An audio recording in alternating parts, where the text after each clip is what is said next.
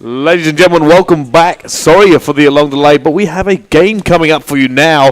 It's going to be EQ versus Dominant. A lot of people have been tweeting in asking for this one. We will finally have it on the screen for you. Just trying to get into the game now. It is Strike Zone Domination. I am Brian Bricey, and joining me here is the awe-inspiring Master of Disaster himself, Rel. Thanks for that, Bricey. So EQ against Dominant. Apparently two massive teams in the sub-community. #SUBCOMM. Exactly, yeah. So I've been trying to gain a few followers off that. So thanks for everyone who's been. If you haven't noticed, yeah, Rel, you've been tweeting like mad. But yeah, so I did a little poll on Twitter as well, and a lot of people getting behind EQ actually. So it's going to be interesting to see what they can do. So let's start off and see what's going on for Team Dominant. This is Desire. That's what we can do. On said he goes down straight away now on board with Dizzert. Let's see if he can get into B. Throws that nade down. A lot of shots down. Second nade down. Doesn't hit anybody either. Heavily outnumbered. Here comes the teammates. Picks off one from the head glitch. Can he get a second there? No. Gets shut down. But here come his teammates. And it is Enormous who's coming round the back now, trying to sweep round and get B. Still neutral this flag, but it is being captured by Dominant, who are going to take the early lead. Enormous is just being very, very careful. He's playing very passive. Going to go in. Going to try to take him down. No! Vortex just shuts him down. And he's not able to do anything there. And he should be able to capture this. No one coming through Kitchen to challenge him. And they have now got the advantage. So this is, of course, the loser's bracket now. EQ did go down to Infused. I'm not sure who actually defeated Dominant, but the loser of this game will be out of the tournament and will not be able to advance. So a lot riding on this as well, Bryce. Yes, anyway, now there's going to be a rotation towards C. It looks like are they going to push for A or are they going to cut back? I don't seem to be doing either. Vortex is going straight down the middle and it's picked off. There we go. Oh, and we're just switching through them. They're all dropping. EQ struggling a little bit here, but Camel trying to get that push on A. He's not actually going to go for the capture though. Trying to look for some kills first. Oh, he faked it. It hasn't really worked out as they have actually lost B as well. Very big danger of being triple capped, but they have rotated round. They're going for C and A at the same time. If this pays off well, they will be able to get back in control of this map. A's gone neutral. Yeah, well, he at least neutralised it. I don't think he's ever going to capture it there. His teammates are trying to float onto it now to get the capture, but they are going to have to settle for C. SUBCOMM has to knock some bullets down. Not able to really lock this one down. His teammate picks it up, and now he's going to flood into B. He has numbers in here. One man defending that. One goes down, and B should be all tied up. However, the rotation towards C has happened. Who is going to get them? Trying to get that engagement, but it's been won. And now let's see. Both teams are really fighting here, but they're just running around the map. Fast and furious rotations. Yeah, I mean, pretty much every flag there was being contested one way or another, and it looks like everything's going to go in the favour of Team Dominant once again. B has been lost, but we can trap them in now. Certainly can. This is becoming very, very close. Like I said, both these teams really focusing on that rotation here, making sure they don't lose it by doing some silly decision and trying to hold a point where they can't. They're both going for it. There are players all over this map, Rel, and both teams are struggling to really get in that kind of dominant position here. Okay, well, here we go, watching Vortex, seeing what they can do now for EQ, trying to neutralise C, but unable to do so. The scoreline, though, going quite heavily in Dominant's favour, who, as I said, were the least favourite team going into this. Well, that was almost a triple cap there, but fortunately C rotations have been got on by EQ, and now we can see Norza as he tries to jump down. There's three down here. He's going to see one, takes him down long range. They're obviously going to cut back and make sure he doesn't get on it. He's still up tight. Well, he's going to try and get it. Not able to. He would have been pinched there if he'd stayed there much longer. So here's Enormous now pushing towards A. They do have A and B in control, and you can see the other team actually trying to surround this, but he's got round the back of him. Should be able to get two of them here if he's careful. Oh, not able to quite get that one, Rel, but now Norza, I'm surprised he's not going for the rotation. See, he is. And now there is one coming out of Pro Shop. Is he going to be able to take this one down as well? There is that player there, not able to jump here neither. Both teams, like I said, kind of just trading across this map. However, Dominant are the ones coming away with the score. Yep, Enormous going down once again from the players coming out of Pro Shop, who are once again pushing towards A because it is being lost and it does get neutralised but not captured. So still Dominant will have the lead. Well, we're now on board with Hest. He's going to secure A. And looks like they might have this all locked up at the moment. There is going to be a rotation to C. Nobody quite there at the moment. Look at that. They're just rushing this one around. Dominant still being able to just continue to get these rotations in a little bit quicker. And once again, I don't think EQ are going to be able to put it back on this side. I mean, they're trying to. We can see Desire, though, actually getting another flag under Dominant control. B has been lost, but there's not much time here, really, for the first half. There is Desire actually going to slip down the back. His teammate's going to come down the front. He needs to make this kill here, and he does. Just picks him up very, very cleanly. He's now on it. He's going to be challenged at the front, though. He's got to be careful. Okay, well, he's at least neutralised it, and he should be able to capture it. No one's going to be able to actually contest this now, so B will go to their control. B and C now. He's Enormous trying to put this one, picks off one, there's going to be a second one up there. Can it does him down? Big 2B's there to hold down C, and the rotation on the A means there could be a triple cap here. It's going to be Digital to try and hold it, not able to do it though, does not get the neutralization either, but they have done enough to keep control of this map. Yeah, just looking at the actual scoreboard as well, we can see pretty much all of Dominant there going big. Dizzer is having a bit of a rough game, but you know, they're still doing enough to actually get a substantial lead as they'll go into side number 2. Yeah, now he's going to try and challenge it to B here. He doesn't really have the support yet to push it, especially against 4 members of the opposite team now. If they start spawning up in Kitchen, he's now moving in. Dizzer picking up another one, looking for the cutoff. He's got a teammate in there at the same time, and he should be able to lock that one down very, very quickly. The rotation has come in from EQ. They're going to get on C, but it's basically just stopping the bleed. 85-58 at the moment. That is a phenomenal lead for the second half. Yeah, and as we say, with this being the losers bracket, both these teams are competing in. It is also the second game that they've played, I believe, so the loser of this will finish in the very bottom bracket of the tournament. Something they're obviously going to want to avoid there, Bryce. Yeah, they certainly are. There's a phenomenal lead. 29. We usually say about 20 points is the difference here. If it's below 20 points, you can kind of go, you know what, it's very easy to turn. If it's anything above 20 points, that's where we really started being a serious issue, Rel. Yeah, so 29, and again, just having a quick look at the scoreboard there. So I'd say every single player really pulling the weight. Dizzer did pick it up towards the end, but Norza, 17-10, probably the standout player from that first side. 5 captures as well there, Rel, really hammering them down. And you know, Dominant are looking exactly that at the moment.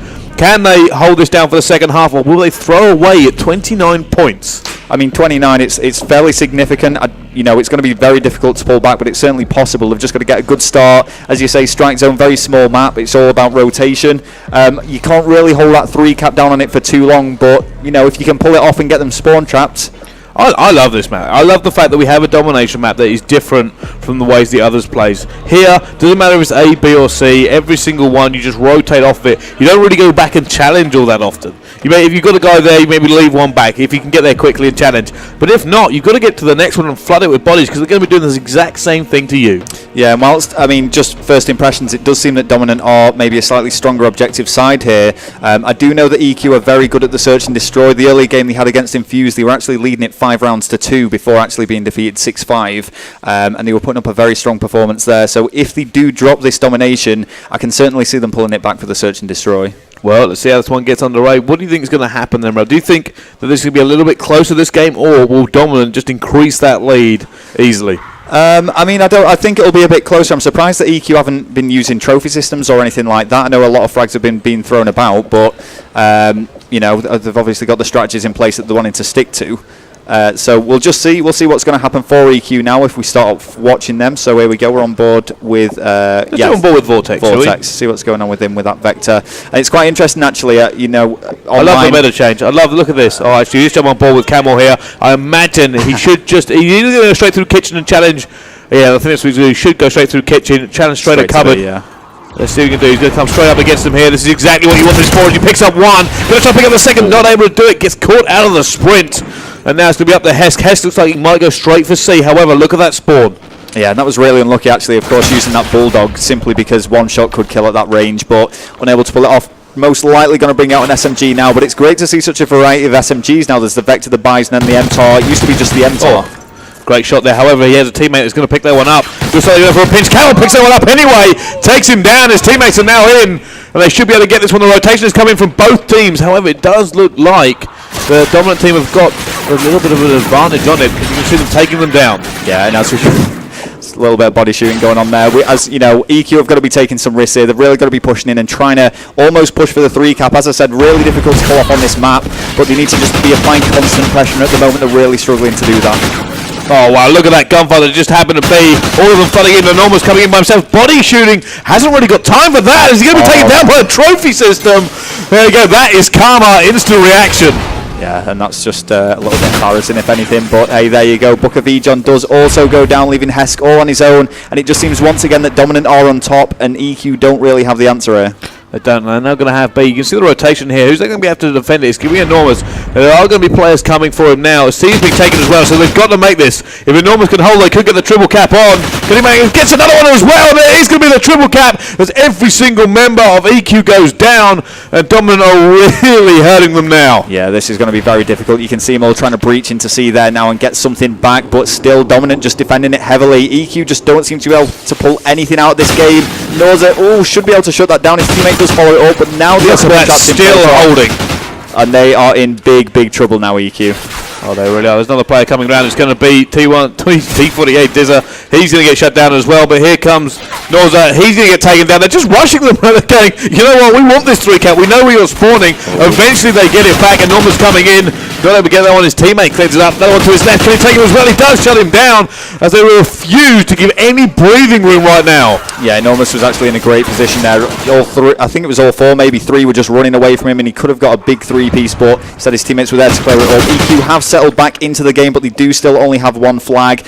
Oh no, they've actually brought 2 back. I do apologise, but still, I think this has just run away from them. He's about to get flooded. They're too far ahead. Oh, Vortex does get flooded there. Just didn't get 1 kill. His teammate going to go down at the same time as Dominant do exactly what you should do. Put enough bodies that you do win. Here comes the rotation from EQ though. He's going to be challenged. Needs to make this one. Challenged again. His teammate managed to clean it up, but it is going to be neutralised there. And the problem is they need a lot of points now, Rel. Yeah, because as we say, you know, Dominant did take that first side by 29 and the lead in this by 16 as well. So it's a big, big margin, and with only 2 minutes left, they pretty much have to dominate if they want to get something out of this. So do now Desire. So good to see another ball there. Actually just managed to take him down as well. One more challenge coming up. Top catwalk. He's actually just going to walk straight away from it. And it does seem like both teams are kind of trading. The problem is EQ are trading now. That's just kind of, they're not really getting any advantage. They need a massive advantage to come back into this. There is very little time. They need a triple cap. Yeah, well that's exactly it. It's the exact same on Blitz. If you're up 10 Blitz captures, you can simply just keep trading the actual capture points, and you know, you will get the victory at the end of the day. So if they can just neutralise flags and just keep EQ busy, then they're just going to walk away with this. Yeah, in fairness for me, this is kind of over. There's no way Dominant are really going to make that many mistakes to let EQ back in. And it just seems like it's been the slaying. The rotations have been very, very slick. They've just kind of got everything they needed going their way. And I believe you're going for EQ on the S&D rail. Well, yeah, I mean, I've not actually seen Dominant play it, so I'm not really sure what they're capable of. But I know EQ were quite strong against Infused, 5-2 up. Did end up choking it, but still a really strong performance. Yes, it is. No, still on board with Desire. He's running around, going to go around the flank. Going to see there. No. Oh, I thought he was going to slide under him for a second there, but no, he's going to die for that one. I said, it's going to last 44 seconds here. I still don't think they're going to come back. In fact, it's completely impossible. Yeah. And there we go. First map to Dominant.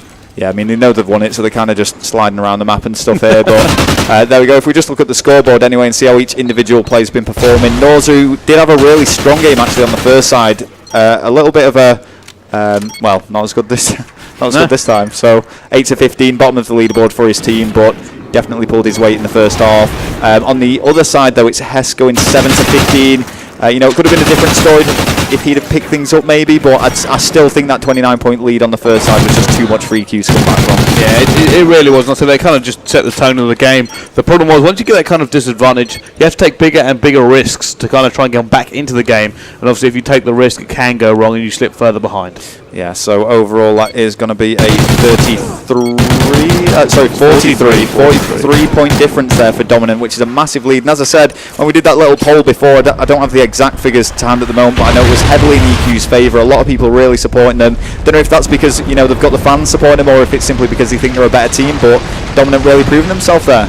Well, yeah, there we go. That's the first map done. We'll be back after a short break, but before I do that, we have some guest casters actually coming up on today's stream. There's a few players coming up, one of which will be Epsilon Tommy. He's going to join us on stream later for a cast, so we'll be seeing him a little bit soon. He has agreed to do this earlier on. But yeah, we'll be back with the S&D right after this break. Don't go anywhere.